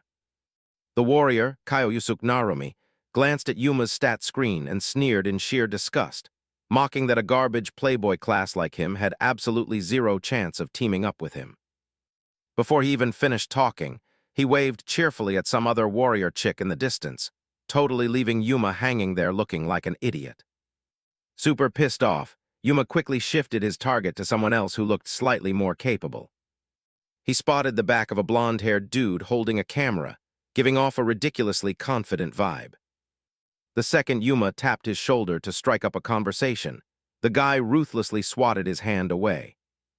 The playboy stood there dumbfounded at the guy's incredibly over-the-top reaction. That guy was Teppei Shimada. He was currently live-streaming and looked incredibly annoyed that some literal nobody had the sheer audacity to interrupt his broadcast. Yuma could only stare at him with a look of pure helplessness. Man, this class seriously got heavily discriminated against everywhere he went. The loudspeaker blared, "Only 1 minute left." The crushing time limit was heavily weighing down on his shoulders. Yuma frantically looked around in utter despair. Getting disqualified purely because he had no friends was an absolutely unacceptable disaster. Right at the boiling point, a sudden voice rang out from right behind him, making Yuma violently flinch and turn around. A highly familiar figure appeared. The sniper chick Nijika was standing right there with her trademark icy expression. Yuma almost cried tears of pure joy at the sight of a familiar face. He had just narrowly escaped absolute doom. Yuma let out a massive sigh of relief, whining to Nijika that he was just a hair away from getting booted, and thanked God she showed up at the exact right moment. She bluntly declared that from this exact second on, the two of them were officially a team. Yuma beamed, cheerfully waving to welcome his incredibly high-tier new partner. But before he could even celebrate, Nijika swiftly turned her back and marched off with a dead-serious attitude. He just stared blankly at her back, completely clueless as to why her mood flipped so violently fast. Nijika dropped an absolutely ice-cold line, "I'm not here to make friends," leaving Yuma feeling pretty damn deflated. Nijika's true agenda for this entire exam was strictly to observe and ruthlessly exploit his abilities to further her own goals. She walked off decisively, quietly telling herself that all of this was purely for Boss Takage's ideal. Yuma stood in the back, scratching his head and laughing awkwardly, totally oblivious to what her deal was. The written exam kicked off. The candidates zeroed in on their papers with intense focus. Yuma Anno scratched his head frantically, sweating buckets with a pen hanging out of his mouth. It looked like this test was definitely not a walk in the park for him. He gripped his pen tightly, his face completely darkening with stress. The numbers on the pen were completely useless for this pile of mind-bending questions. Nijika Tsume glared at her teammate with murderous eyes when she saw Yuma practically giving up. He could only sweat bullets in response. The proctor held a megaphone, announcing the results right there on the main stage. Anyone ranked 21st or lower would be instantly eliminated. Yuma prayed with both hands, his face drained of all color. Meanwhile, Nijika maintained her frosty expression, crossing her arms and waiting. The digital board lit up with the 19th place slot, Yuma Anno. He literally jumped for joy, absolutely hyped that he just barely scraped by. Nijika couldn't believe her eyes. She was dead certain she scored over a 90, yet their team was sitting right near the bottom. Yuma scratched his head and admitted he had zero clue about any of those foreign language or etiquette questions.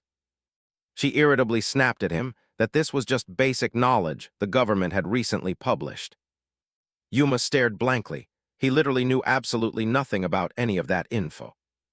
He could only bow his head in apology. He confessed he just picked whichever answers sounded the most fun. Nijika held her head in pure exasperation. On the flip side, the #1 spot on the leaderboard was completely dominated by the duo Soma Hiria and Izuchi Shino.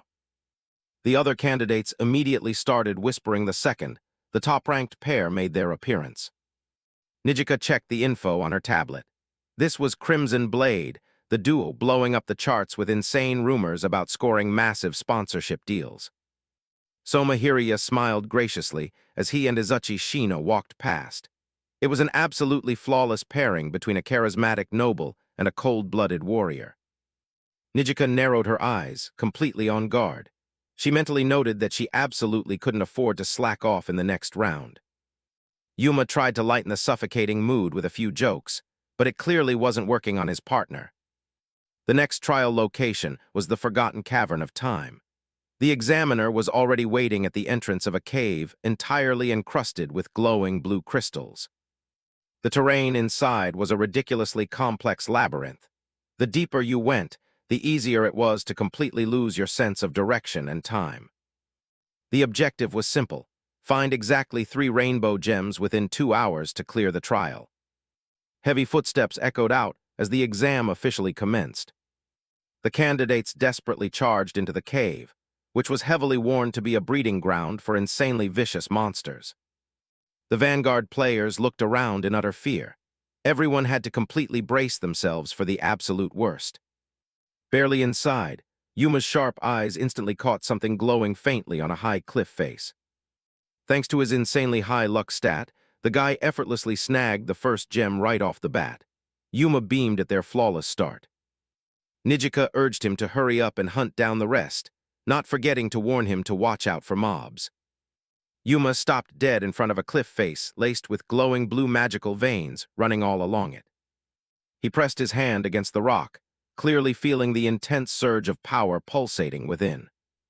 The deeper these magic veins went, the darker the color got. Yuma was dead certain that following them would lead straight to the highest concentration of energy. He cheered out loud and pointed straight ahead when he spotted their next target.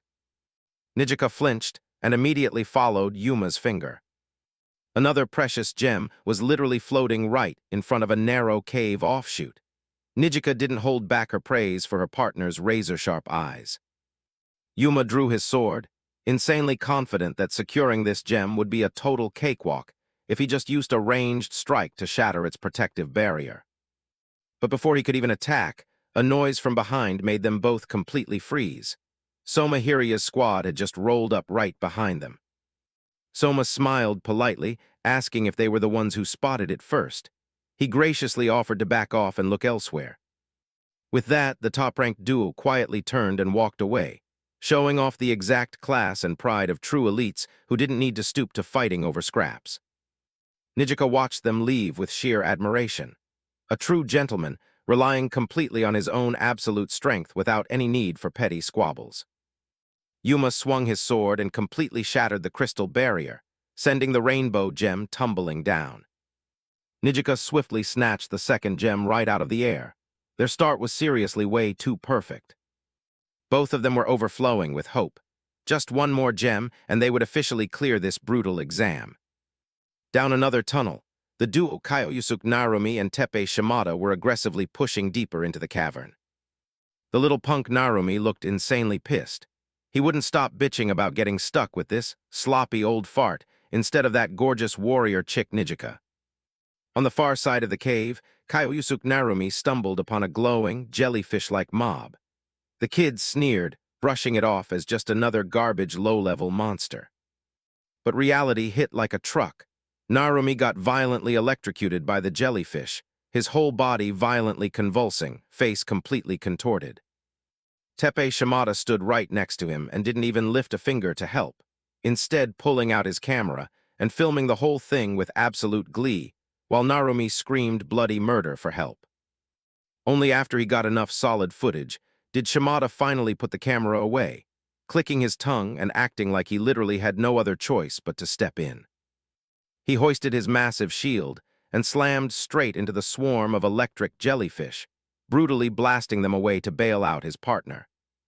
Narumi lay flat on the ground, completely out of breath, stuttering out a thanks, boss, for saving his skin. Shimada maintained his icy exterior like a literal superhero. But a split second later, a totally sinister smirk crept onto his face. He mentioned he wanted to shoot a few more takes, but figured it wouldn't be fun if Narumi actually croaked. Narumi's face completely drained of color as he realized this boss of his was a total psycho.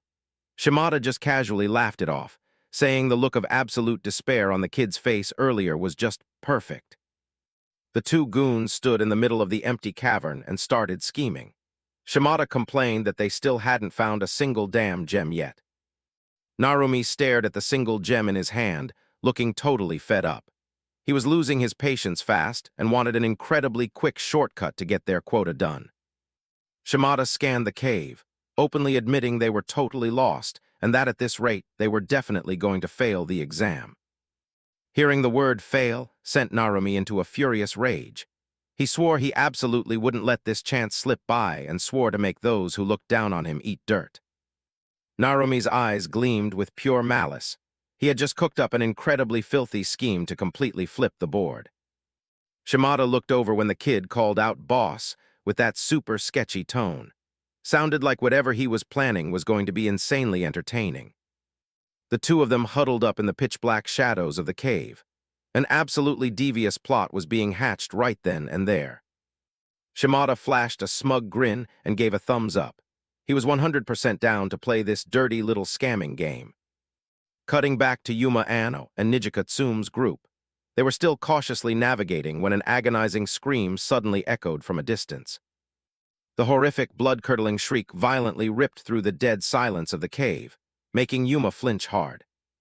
Yuma instantly recognized it as another candidate in deep trouble. Without a single second of hesitation, he urged Nijika to rush over and check it out. Right in front of them was Shimada, completely swarmed by electric jellyfish, his body violently twitching non-stop as he got brutally shocked. Yuma and Nijika desperately bolted over to save him. There was no way Yuma could just stand by and watch another player get tortured by mobs like that. Yuma instantly drew his rapier, fully primed for a lightning-fast strike. With incredibly sharp slashes, Yuma effortlessly wiped out the entire mob swarm around Shimada in the blink of an eye. Shimada collapsed to his knees, faking heavy pants as he thanked them for saving his life. He blamed himself for being way too careless and getting utterly surrounded. Nijika breathed a sigh of relief that they made it in time. Meanwhile, Yuma immediately grew suspicious, demanding to know where the hell his partner went. Right at that exact moment, Narumi had already stealthily slipped completely behind them without making a single sound. Phase 2 of their scheme was a go. The little thief's eyes glinted. He knew this was the absolute golden opportunity. A flash of blue light zipped right between Yuma and Nijika at blistering speed. They hadn't even processed what the hell was happening yet. Narumi shot off like a bullet, clutching the exact 2 precious gems that Yuma's team had busted their asses to find. A skill prompt popped up. Quick Steal allows the user to instantly snatch an item they have seen at least once from a target. Narumi leaped up onto a high rock, waving the 2 gems around just to piss them off. He cackled madly. The plan was an absolute flawless victory. Nijika trembled with sheer rage, screaming at the little dwarf to hand the gems back. But the only reply she got was Narumi's ridiculously smug laughter. Shimada suddenly blitzed forward with insane speed, violently shoving both of them away to completely clear an escape route. Yuma and Nijika sprawled hard on the ground near the edge of a drop, completely shell-shocked by the sudden betrayal from the very guy they just saved. Narumi didn't forget to hype up his boss, Shimada, for the insane teamwork. It was an absolutely picture-perfect scam. Down below, Yuma's group scowled in pure fury at getting played like absolute fools. Looking down from above, Shimada sneered, mocking them for being way too damn naive to walk into a trap that easily. He bluntly stated they had literally just been waiting for fat sheep, exactly like them. Narumi announced they officially had all 3 gems and were heading straight for the finish line. He mockingly waved goodbye to his 2 victims. Nijika lowered her head in pure, boiling anger and humiliation. She couldn't believe she had just gotten robbed blind by such a blatantly cheap steal skill. Yuma stared at the retreating backs of the 2 con artists, his face incredibly tense. If they didn't get those gems back, they were 100% getting disqualified. He reached out to pull Nijika up from the ledge, desperately trying to keep a level head and figure out a game plan. Nijika muttered a quiet thanks. Yuma declared they were almost out of time. They had to hunt down those 2 scumbags immediately and take back exactly what was theirs. Hurried footsteps echoed out once again. A high-stakes, nerve-wracking chase officially kicked off right in the pitch-black depths of the cave. Right in the middle of the hot pursuit, Yuma Anno suddenly stopped dead in his tracks, his face morphing into absolute shock. He had just spotted something completely insane up ahead. Yuma threw his arm out, stopping Nijika in her tracks. She looked completely lost, having zero idea why her partner just abruptly slammed the brakes. A deafening roar violently echoed through the entire cavern, making Nijika shiver in pure dread over whatever nightmare they were about to face. Right in front of them, the scammer duo was completely screwed. Kyosuke Narumi was bawling his eyes out while Teppei Shimada was laid out flat on the dirt. A massive pack of colossal monsters had spawned and completely surrounded them. Narumi was in absolute hysterics, screaming bloody murder for someone to save him. They were towering crystal golems, built entirely out of impenetrable crystal. Right in the center of their chests, a core gem radiated a blinding rainbow light. Nijika stared at the whole scene with incredibly suspicious eyes. She was dead convinced this was just another bullshit setup by these two rats to rob them completely blind again. Narumi wailed pathetically, swearing to God that this time it was 100% real. The pure terror and absolute despair on the kid's face actually looked entirely genuine right now. Seeing Yuma's team still hesitating, Narumi agonizingly realized he absolutely couldn't blame them for having zero trust left after pulling that stunt earlier. Witnessing the sheer chaos, Yuma made a completely mind-blowing decision. He actually wanted to step in and save the absolute scumbags who literally just conned them. Narumi went totally blank hearing Yuma's intent. He literally couldn't fathom that anyone would still willingly save his ass in this situation. Yuma turned and explained to Nijika that he wanted to bet on trusting them one last time, completely brushing off his partner's furious objections. To Yuma, human lives completely trumped everything else. If Narumi was telling the truth, that kid was literally going to get butchered if nobody stepped in. Yuma drew his rapier, the blade instantly getting cloaked in intense magic light. He'd seriously rather risk getting scammed twice than just sit back and watch someone die. Nijika let out a heavy, exhausted sigh at Yuma's incredibly naive mercy, but she ultimately had no choice but to follow the team leader's call. Yuma set a hard condition with Narumi. If they saved his life, he absolutely had to cough up the stolen gems from earlier. Narumi was completely stunned by Yuma's insane level of forgiveness. A million questions about the concept of trust flooded the kid's mind right then. He seriously questioned himself. Why the hell would Yuma choose to believe in him after all the garbage he just pulled on them? Narumi was touched to the point of literal tears. In the kid's eyes right now, Yuma suddenly looked incredibly badass and completely worthy of respect. The battle ignited. Yuma whipped an insanely powerful throw straight at the golem, leaving a brilliant blue trail blazing through the dark cavern space. Narumi screamed a frantic warning that the monster's armor was ridiculously tough, and that standard attacks wouldn't even leave a scratch on it. Yuma flashed a completely confident smirk. It looked like he totally had a game plan prepped for dealing with these rock-type heavy hitters. If that's the case, Yuma wound up to unleash an incredibly special skill he had specifically kept on standby just for this exact type of enemy. A skill card materialized reading, Magic Piercing Rapier. This was the absolute ultimate weapon for this exact scenario. It was a totally specialized weapon capable of completely ignoring enemy defense and dealing a massive 3x damage multiplier, specifically to inorganic mobs like golems. Nijika didn't just stand by either. She declared she would aggressively draw the monster's aggro to totally open up a clean strike window for Yuma. The golem went completely berserk, blasting out blazing red energy beams that violently tore through the air of the cavern. Yuma moved insanely fast, flawlessly weaving through the colossal crystal monster's absolutely lethal barrage. Exploiting a massive opening, Yuma blitzed forward and violently thrust his rapier straight into the golem's back, skewering right through its chest. Massive cracks started spiderwebbing all across the monster's ridiculously tough body. An incredibly sharp, deafening, shattering sound echoed out. Yuma knew his strike hit dead on. A massive surge of confidence that they were going to win completely took over his mind. However, another golem completely blindsided him, launching a bone-crushing megaton punch straight at Yuma from a totally hidden blind spot. Because he was way too hyper-focused on his main target, another golem had snuck up to jump him from behind. He panicked, instantly realizing he was completely screwed. Right at the razor's edge of death, a tiny figure suddenly completely bulldozed in and intervened right in the nick of time. Narumi used his insane thief speed to literally close the gap and lock down the golem right before it could actually land the hit. Bear-hugging the golem, Narumi grinned triumphantly. The kid had finally done something completely useful to pay back the sheer trust Yuma placed in him. Yuma looked at the move with absolute praise. He totally commended his thief bro for the insanely clutch and highly effective assist.